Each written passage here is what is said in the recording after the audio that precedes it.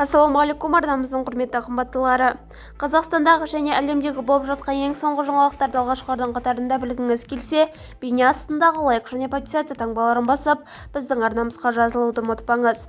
Егер сіз жазылған болсаңыз, онда біз бастадық. Түркістан облысында адам шошырлық жағдай тіркелді. 15 жастағы қыз 71 жастағы туған туысынан жүкті болған. Бұл жайтты отбасы жүктіліктің 7-ші айында бірақ білген, деп хабарлайды Алаш қызы.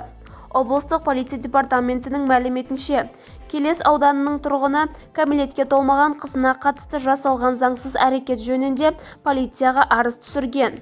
Арыз негізінде қылмыстық кодекстің тиісті бабымен іс қозғалған. Тергеу барысында 71 жастағы күдікті анықталып ұсталған. Ол уақытша ұстау изоляторына қамалды. Қазір барлық мән-жайлары анықтау үшін тергеу және жедел іздестіру шаралары жүргізіліп жатыр. Полиция бұл істі ерекше бақылауға алғанын мәлімдеді. Бізді бақылауды жалғастырыңыз.